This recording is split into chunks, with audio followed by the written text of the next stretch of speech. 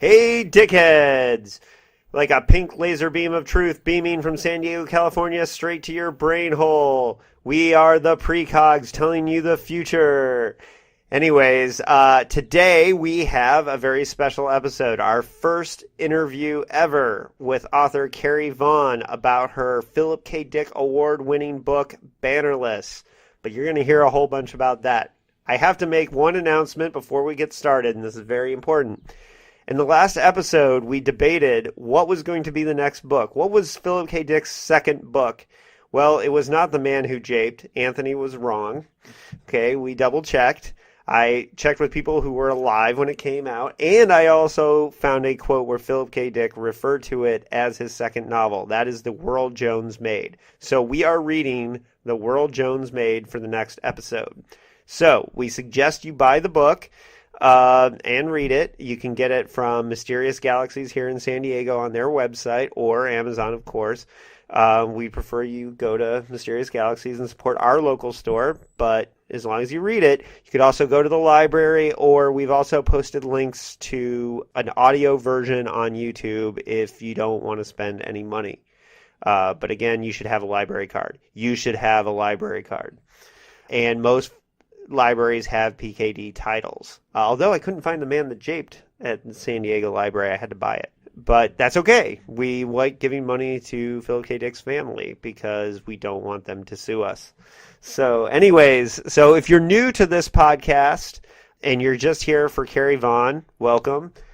We are a monthly Phillip K. Dick podcast where we read one of his books in order of publication. I think you might have figured that out. But our next episode before that is after this one is going to be Minority Report. We're going to break down the movie. So see you then. And now on to our interview.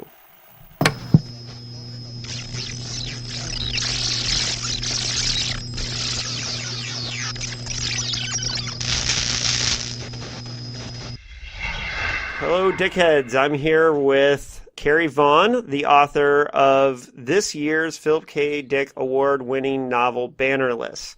And that is the novel we are going to talk about today. It is the first of Carrie's books that I have read. I will be reading more because I really enjoyed this book. But Carrie, why don't you introduce yourself and tell our listeners how long you've been at this and where you come from in your career? Oh, well, hi. I'd be happy to talk about myself. So my name is Carrie Vaughn. I write science fiction and fantasy. I've been at this quite a while. I started out in short stories in publications like Weird Tales and Realms of Fantasy, Lightspeed, Asimov, science fiction. And then about 12 years ago now, my first novel came out. I started out in urban fantasy with a series of novels about a werewolf named Kitty. And I've written a little bit of everything, kind of across the board, especially in the short stories. I'm a novelist. I write novels, but I've always kind of kept my foot in the short story world, and I really enjoy doing that, partly because the short stories often become novel ideas. I will develop them and work on them. And Bannerless actually started out as a short story called Amaryllis, that was first published in Lightspeed, and that story was a Hugo finalist in 2011, which encouraged me to write more about that world. It was kind of a big, the post-apocalyptic setting was a lot bigger than one short story, I think, and it took me a little while to build it up into the novel. So I wrote several short stories, and then finally got the idea for the novel, which turned into Bannerless. Right, so these short stories take place in the same world, but they didn't evolve into the novel. They're a separate story? Yeah, they're different characters and taking place at different times. And yeah, it started out with me just kind of thinking about this world and wanting to tackle different ideas. And short stories are really good for that, for taking like one idea with maybe just a couple of characters to illustrate it. And you can really get concentrated and tackle that one thing.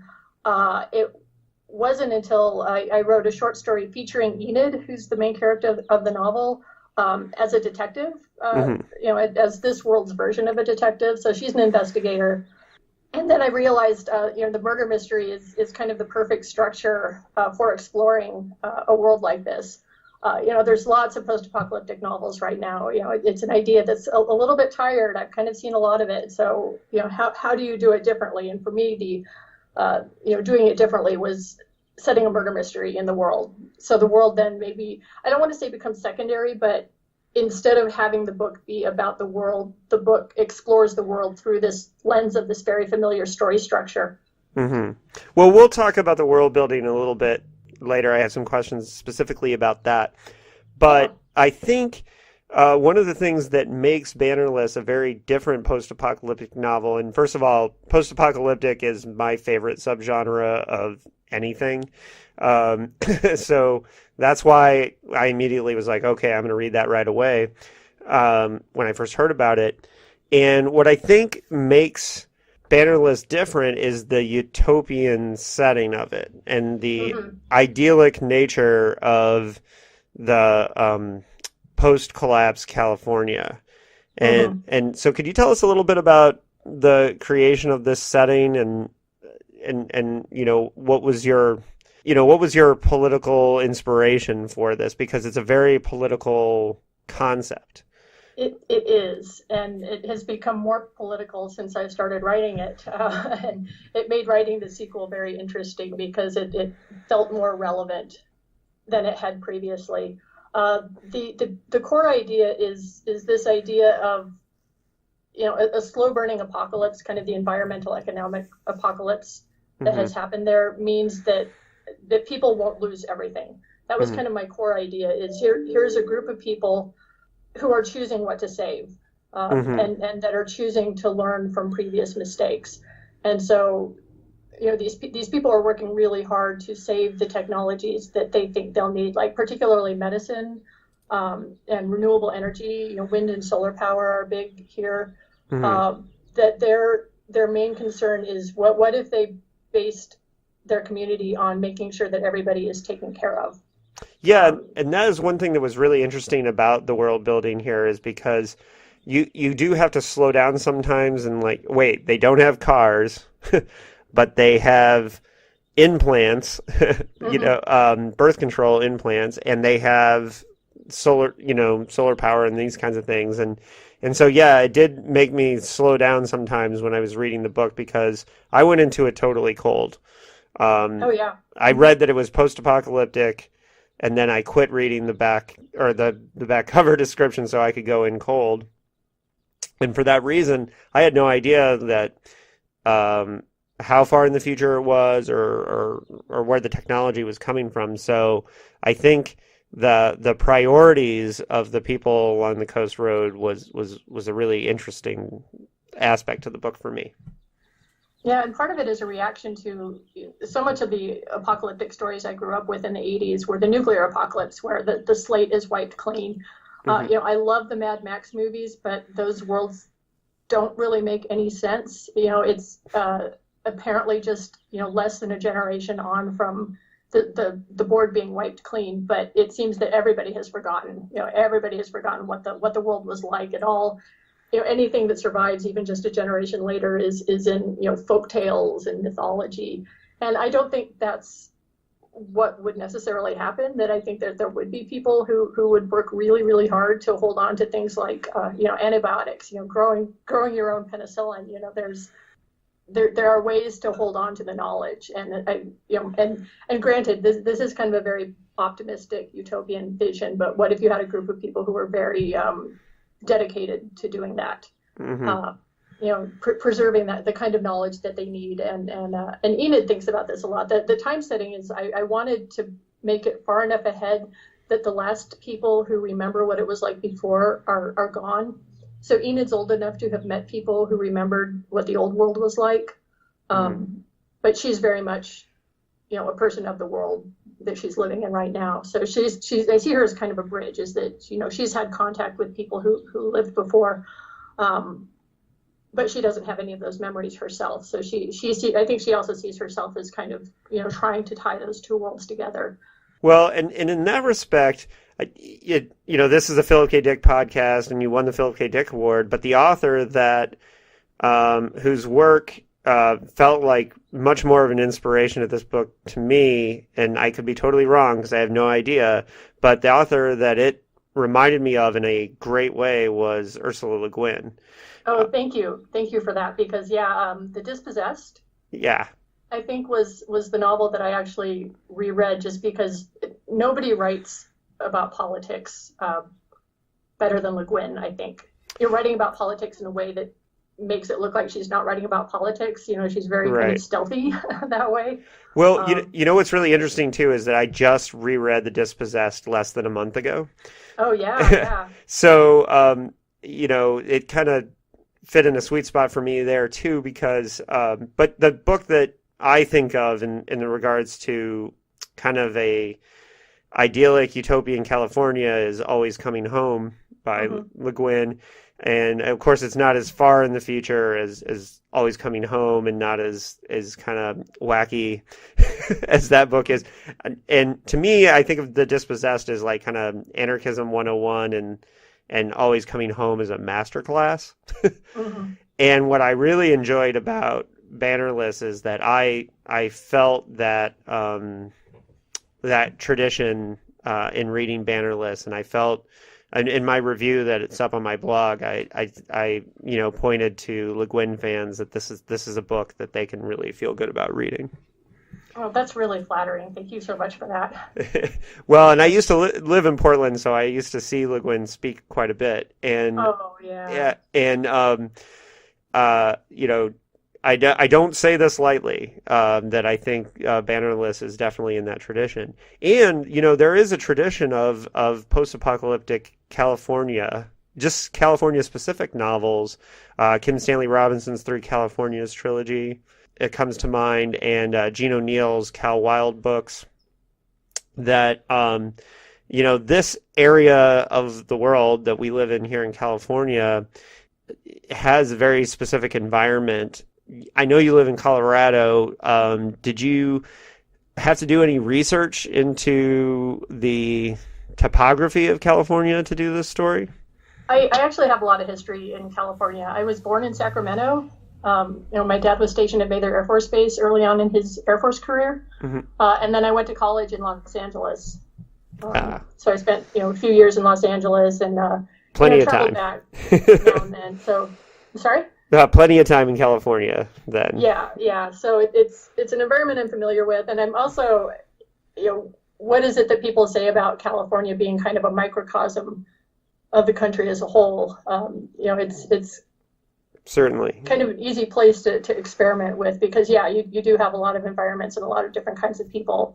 Hmm. Well, and I like that there are all these novels that have kind of looked at this same area that are so different. Bannerless is so different from those books, right? hmm And one of the things that I think makes this such an award-worthy book is that it takes settings that we've seen before and does really cool and original things with them. So I definitely want to point out that I'm making these comparisons. I'm making them because in very favorable ways, but I do think that the book is stunningly original and really breaks new ground in really positive ways. So that's one of the reasons why I really jumped on.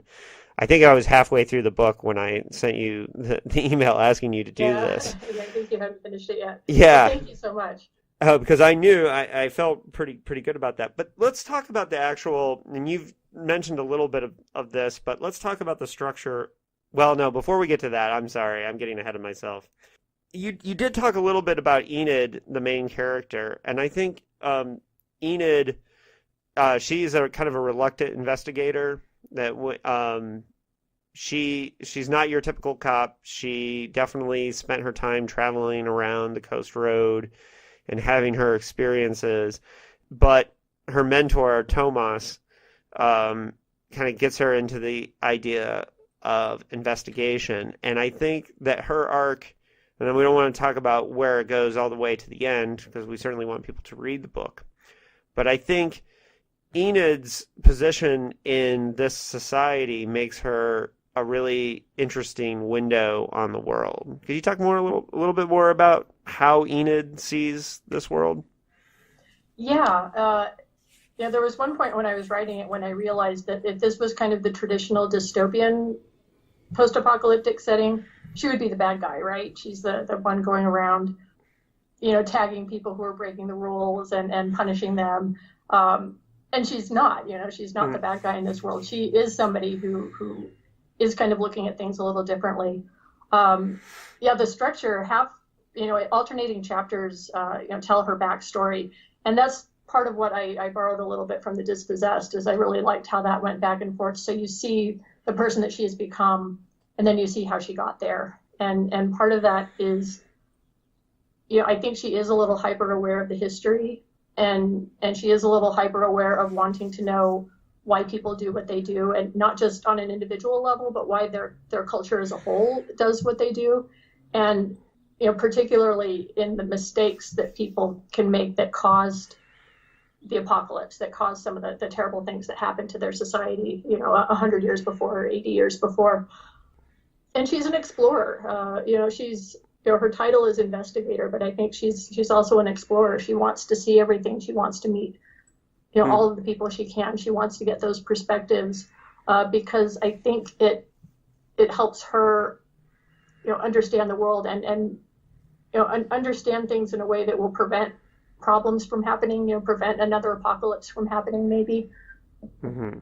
Well, and I really like that the back and forth structure of the book. What it does is it sets up misdirection, for the mystery, and what it really does is you're able to start the story off without kind of the info dumps and the world building, and you're able to bring in the world building elements in those flashbacks. And I thought that was really excellent way to structure the book. Was that intentional to kind of backload the world building? Yeah, a little bit, because it wasn't just the mystery, and it wasn't just kind of the rules of the society and how they get broken, but Enid, I had been writing short stories, but I didn't think about writing a novel until Enid came along. And she, writers talk sometimes about the characters who kind of grab them and come alive and want, demand that their stories be told. And that doesn't actually happen to me very often. I think Enid is maybe only the second or third character that I've, in 20 years of writing, that has ever done that to me. Just, showed up and demanded to have more stories written about her. So, in that respect, from the writing standpoint, she's great to just kind of follow around and look over her shoulder. Yeah, she's a great character, and her relationships with basically all the characters and to the society really propel the novel in really cool ways. So I can see where, for a genre that often gets maligned for not being character driven, despite how many really cool ideas there are in this story, it is very character driven in the sense that Enid is a really excellent, protagonist for the book. It's funny. This is a little thing, and we don't have to go into this great depth, but with a name like Enid is a name that I kind of think of as a name that you wouldn't see for young people these days. It's a sort of a name, and a lot of the characters' names seemed kind of old-fashioned to me. Was that on purpose? Kind of, yeah. And part of that is I will often look to my own family tree to pick names, and I do have a great aunt named Enid. Mm-hmm. So that's, in the most superficial way, that's where that came from. But at the same time, names come back into fashion. It's been really interesting. When I was a kid, they would do these stories on what's the most common name. And we had 5 Jennifers in my class, 5 Jennifers and 3 Michaels, which I think were the most popular names when I was in elementary school. And, when I was growing up, it seems like you would see the same names over and over again. And these days, you don't see the same names. Like kids under 20 now, under about 20, 25, like our generation, when we went to name our children, it almost seems like we were reacting against, all the Jennifers. Right.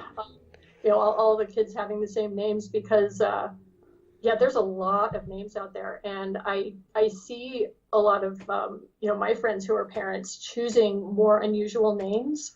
Mm-hmm. Like Hazel is some friends of mine have a kid named Hazel, which strikes me as being kind of old fashioned, but at the same time it's like it's a good traditional family name. You're not going to have anybody else named that, and I see that a lot of just for whatever reason reaching back into the past for names, or inventing entirely new words that nobody has ever seen before for names. I haven't done any like sociological investigation into that, if that's just my own impression or if that's really a thing that's going on. Who can predict it? The other thing, names that start out being male predominantly and then become female, names like Courtney or Ashley, which used to be strictly male names. I could go into naming. It's actually a really huge fraught topic among writers. What do you name your characters? So I did kind of make a decision to go a little unusual and to go to not use kind of the standard 20th century American names. Well, just to note that I noticed that was something that I appreciated. So you don't have to pull out the book, but I've got it in front of me, and on page 61 is where you really introduce the idea of the Bannerless pregnancy, which is the title, but is not as important to the plot as I expected in the beginning. So we can get to that in a second, but I also noticed that's where on that page, you're talking about one of the Bannerless pregnancies, and maybe we should talk about the concept of the Bannerless pregnancy first. Did that originate in the short stories, or is that introduced in this novel? It came in the very first short story, Amaryllis. That's a big part of that story. Also, there's a short story version of Bannerless that is also called Bannerless, and that's part of where the title came from. Is that we sat down to trying to come up with a title for this novel, and that one just was the punchiest, most interesting one. So I borrowed it from the short story, and the short story is called Bannerless is very much about that as well. And so that's been there from the beginning, and part of it was. So these people are this is a community that's very concerned with resource management, with not using too much, with not producing too much, with not wasting anything. They've survived an environmental and economic collapse that was caused by late capitalist excesses. So they're trying not to do that. So take care of everyone rather than accumulate all you can. And part of that is population control. You can't just go and have as many kids as you want, because that's a strain on resources, because we may not have enough to feed everybody then. So birth control is mandatory. And households, people tend to be arranged in households. They come together to grow food and manage their resources. It's a non-nuclear family, basically. Generally non-nuclear families, And so when a household has sort of proven that they can take care of themselves and have the resources and can support a new member, they are awarded a banner by the community's organizers, by the committees, and so the banner becomes this symbol, not just that they can have a child, but it's success. Has become much bigger than that. It's a symbol of success. It's a symbol of status. It's that they have successfully managed their resources and they are successfully taking care of everybody in their household.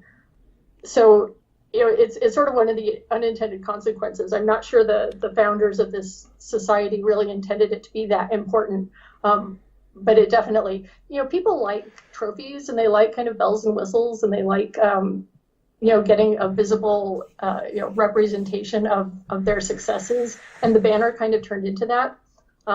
So conversely, if somebody decides that they are wanting to have a baby without, the status symbol of the banner, that's just not allowed. That's about the worst thing that anybody in this culture can think of doing. So with the there's a part here where the investigators are talking about the possibility of implant failure and how families are sometimes given a banner retroactively if the implant fails. And we already talked a little bit about how that technology is kind of there, that's one that they prioritized. But what that led me to think, and why I dog-eared the page when I was reading it, is how much does the issue of the implants and the banners become kind of a flip of the reproductive rights issues that we see in our society now, where women are fighting for control of their bodies. Is that something you intend to explore more? And I know it says Coast Road Book 1 on Goodreads, so I'm assuming you're planning, and you said you wrote the sequel already. Is that an issue you're planning to delve more into in the future? A little bit. I'm kind of focused on the murder mystery structure initially, with all of the other cultural the issues in this society as peripheral to that, and kind of exacerbating the murder mystery issue as well. So the sequel is called The Wild Dead, and it will be out in July. But it's interesting that you use the word flip. I think that's the word that you use, because it's the way I came at it is, as a middle-aged woman with no children, you sort of feel this pressure to have children. I live in a culture where the default is that you're going to have kids. And when you don't, it's changing a lot. I did not feel the pressure that, say, someone of my mother's generation would, but it's still there. There's still, you sort of get that side eye. It's often the first thing that people will ask me in small talk, do you have kids? And no, I don't. And you can tell that sometimes people run out of questions to ask because they want to talk about your kids and then you don't have them. So part of that was just really personal, wanting to construct a society where the default is not that everyone's going to have kids. What if we lived in a society where the default was you have to explain why you want children, rather than explaining why you don't want them, which is, our default now is you sort of have to come up with excuses as to why you don't. And then this was, for me, was kind of a way to flip that, on its ear a little bit, that on the Coast Road, it's assumed that you won't have kids. It's most people don't end up having their own children.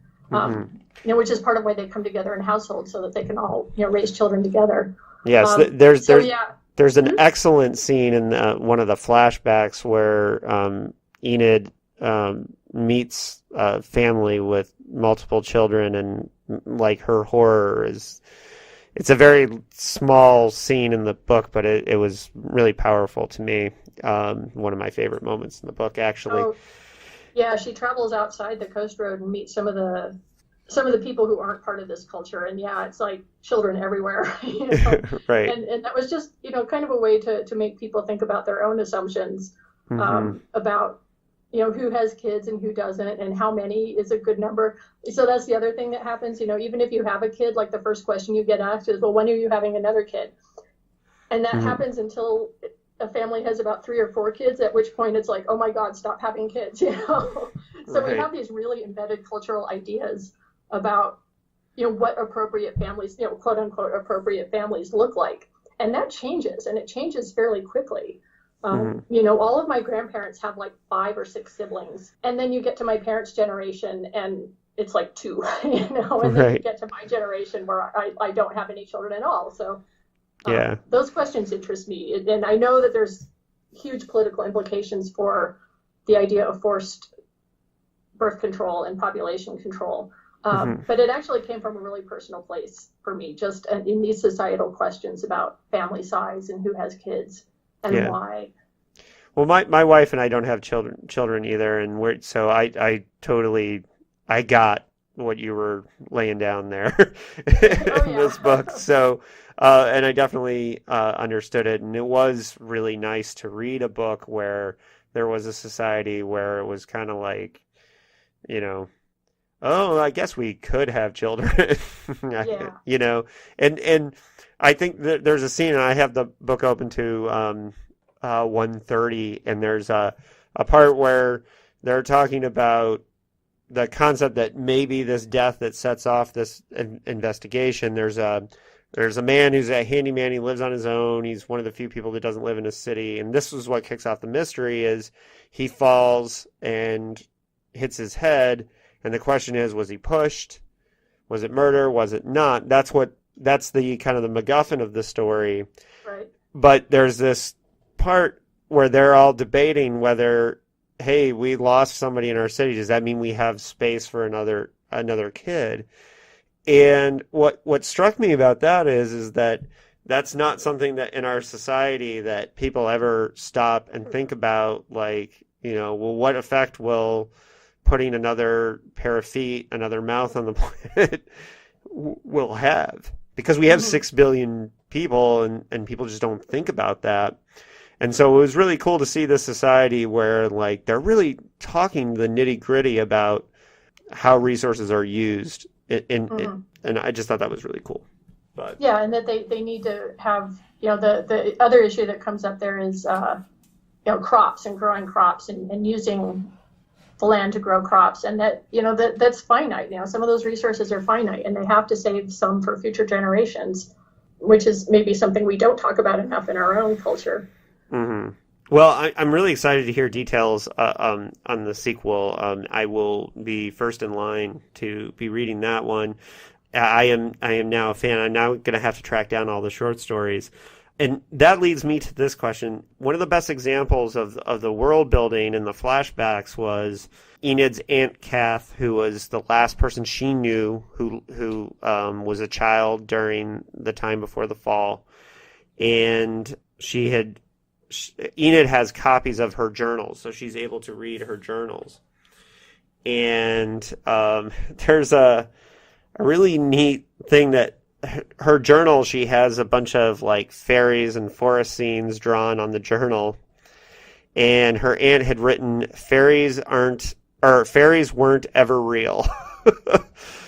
And I thought, I just immediately dog-eared that and thought it was a really excellent thing to say, just word for word, before you gave the first real details of how the collapse happened. And we're 150 pages into the book before, and we don't really need to know how it happened, right? But that's where we hear that there's an epidemic, a flu. Do the short stories contain more of those details? And was that an intentional warning for your readers, like that fairies weren't ever real, like before you start getting into that stuff? Well, that was more thinking that, someone like Auntie Kath is telling stories about all the things that they had then that they don't have now.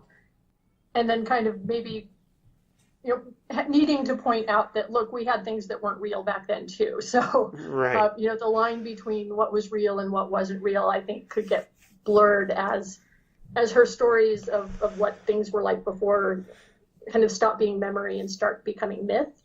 Mm-hmm. So kind of segue here, I wrote a short story about Auntie Kath and, taking place just a few years after the things start to go wrong. It's called Where Would You Be Now? And it's on Tor.com, if you're interested in looking that up. So that's almost an origin story for the whole world. Yeah, I could use a lot of shorthand because the post-apocalyptic setting is so familiar to us all now. I didn't feel like I needed to go into that much detail. People understand it. Just like, writing stories about vampires, you don't really need to go into all the rules because we've got so much out there that people basically know what you're talking about. And I imagined it as more of kind of a cascading failure, that it's a little bit of everything. It's the environmental infrastructure collapse, and one thing after another happens, and then the epidemic hits. We've had all the hurricanes that we had last summer, and then the Spanish flu happens. So you get to a point where you just don't have the resources, and you just don't have the people to be able to come back from some of those, and so the slide becomes permanent. Is kind of how I envision that happening. Mm-hmm. So I see that this book came out. It's a John Joseph Adams book, and I'm obviously familiar with his work. Heard him on Geek's Guide to the Galaxy many times, and he's a really brilliant and smart editor. But I'm wondering, because you have the Kitty Norville series, which is clearly very popular werewolf series.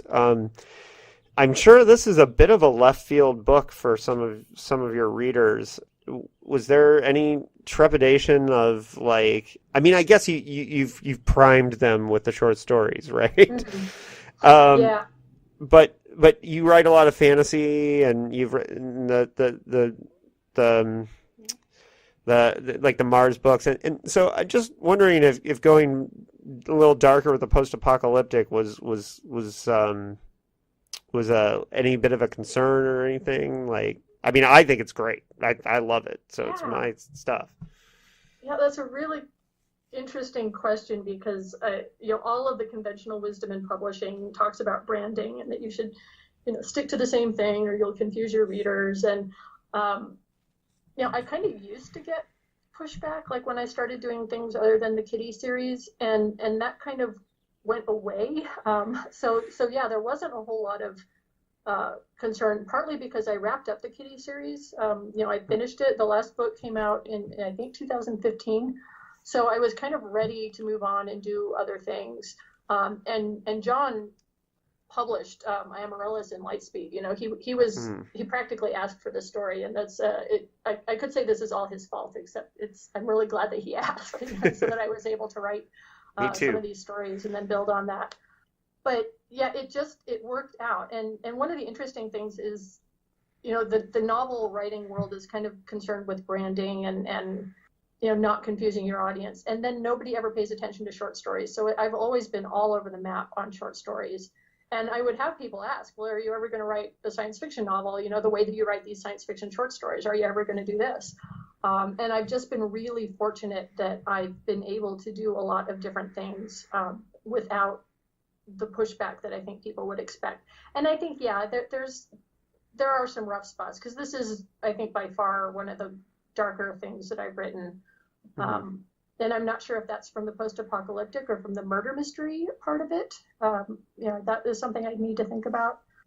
I'm sure it's a little bit of both, but a little bit of both. And it's, some of my favorite authors, like, Le Guin for one, that, as we've talked about, Ray Bradbury for another. My models when I was growing up, and the kind of writer I would like to be, always wrote a ton of different things. So that was, I sort of took it for granted that I would be able to do that, and so I just did it. And yeah, my Kitty readers are not all going to come with me when I do post-apocalyptic murder mystery, and that's okay, because there's a lot of readers out there who would read a post-apocalyptic murder mystery before they'd read a long-running snarky werewolf series. So it all kind of balances out, and I've been doing this for quite a while now, and so I just kind of operate on faith that if I write a good book, somebody out there will want to read it. And I want to be clear. Fingers crossed that keeps going. Yeah, I want to be clear about something too. I did not. I watched one interview that you did up to this, but I really just read Bannerless, right? So I didn't do a ton of research. I didn't know that Ursula Le Guin was a influence of yours. I got that from reading the book. And I say that because as an author myself, if somebody picks up on my influences in a way like that I find that really flattering, and I want to tell you that you did it. Oh, great. No, that's... You know what I'm saying? It's great because, yes, it absolutely was. I modeled it a little bit on The Dispossessed, and well, it helps that I just read that. Kind of serious and yet personable, and if that came across, it means I did something right. So that's very comforting.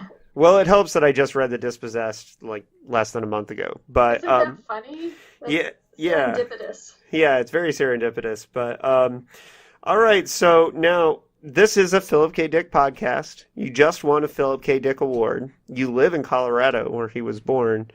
There is no wrong answer to this, but are you a Philip K. Dick fan yourself? I am. I won't call myself an obsessive fan.